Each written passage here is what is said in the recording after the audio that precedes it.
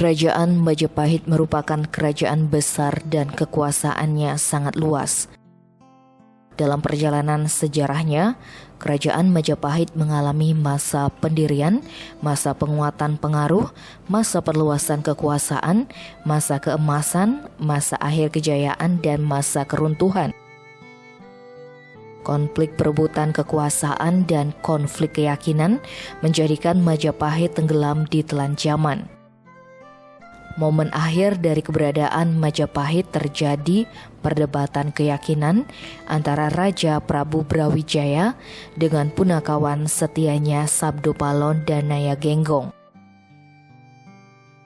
Dalam pembicaraan terakhir sebelum akhirnya berpisah, mereka berjanji akan datang dan bertemu kembali setelah 500 tahun sejak perpisahan tersebut.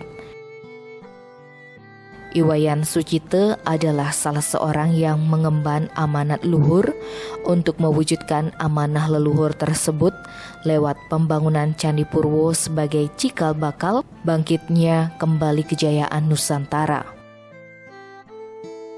Ia mendapatkan titah dari alam gaib untuk membangkitkan sesuatu yang telah terkubur lama selama 500 tahun yang lalu. Ia masuk belantara alas Purwo untuk menunaikan tugas spiritualnya mencari jejak masa lampau, menemukan situs-situs spiritual di kawasan alas Purwo yang terkenal angker dan kemudian membangunnya kembali. Titah gaib tersebut mulai dirasakan Sucite saat bekerja di sebuah bengkel di kawasan Sanur Denpasar. Saat bekerja, lulusan STM ini merasa ditemani beberapa penunggu gaib. Bayangkan saja, dalam sehari ia mampu mengerjakan ganti oli sebanyak 30 hingga 75 unit mobil. Titah gaib tersebut kembali dirasakan Sucite pada tahun 1990.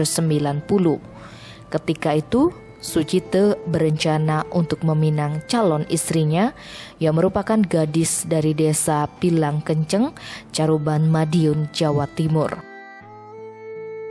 Dalam perjalanan menuju Tanah Jawa, ia tertidur di dalam bus.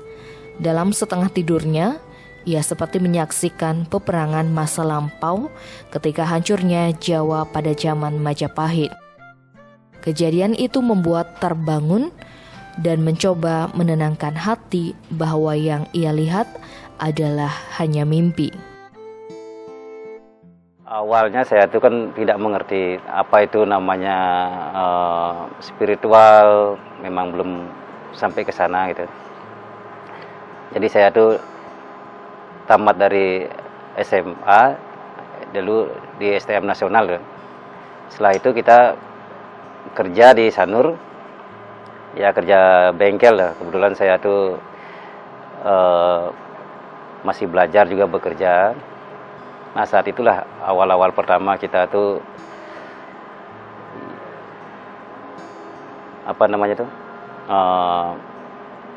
belajar bekerja. Sambil bekerja itu di tempat yang kita lakukan pekerjaan itu memang dulunya kemungkinan seperti tetamanan yang disebut dengan mertesari itu. Nah, sering saya tuh ya digoda oleh sejenis makhluk di sana. Kemungkinan itu penunggu-penunggu di sana. Nah, beliau lah yang memberikan saya tuh petunjuk dan jalan untuk bagaimana bekerja dengan baik. Nah, yang saya di bengkel itu melakukan aktivitas dari pagi jam 8 sampai sore jam 5. Nah, pagi-pagi saya tuh sering membawa harapan karena ya namanya situasi seperti itu, supaya jangan sampai kita tuh diganggu. Bila perlu ya kita biar dibantu gitu. Nah, awal dari itu dah bengkel mulai pagi kita bekerja.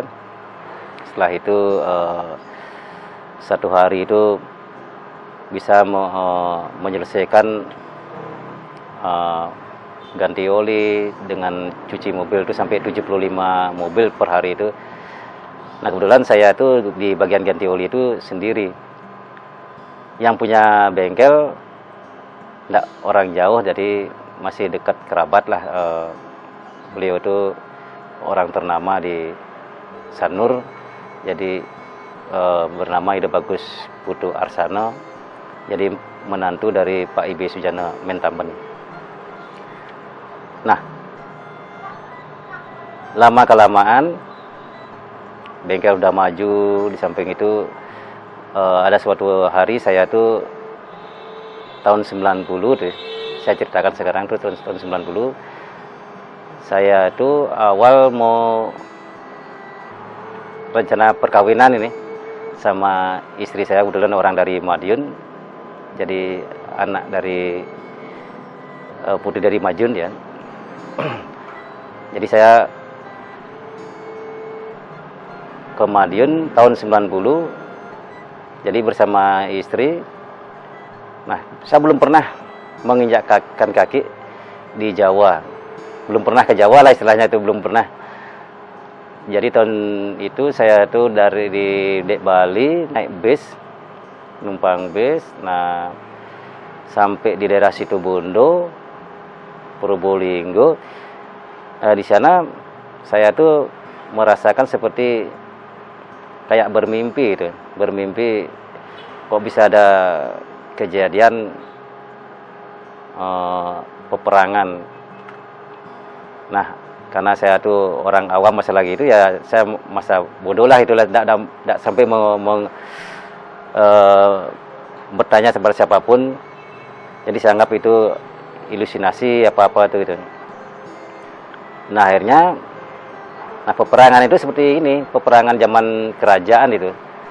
Jadi pembantaian banyak sekali saya lihat itu pada waktu itu dalam situasi itu. Nah, akhirnya setelah kita tuh sampai di Madiun, jadi cerita itu sudah ya kita kan mau acara Minang pada waktu meminang istri saya tuh, karena saya mau menikah itu. Nah, setelah itu saya balik lagi ke Denpasar, kembalilah upacara pernikahan dan lain sebagainya, kembali bekerja. Nah, setelah itu udah mulai saya tuh kayak orang di bengkel itu kayak dibantu oleh makhluk-makhluk seperti makhluk gaib. Jadi pekerjaan saya tuh tidak pernah sampai ya istilahnya kesulitan lah gitu. Jadi kita tuh sering-seringnya dibantu sama orang-orang gaib. Setelah meminang sang kekasih, 3 tahun setelah kejadian itu, Sucite kembali ke tanah Jawa. Seperti apa kisahnya? Pemirsa Bali Express, saksikan kisah penemuan dan pembangunan Candi Purwo bagian 2.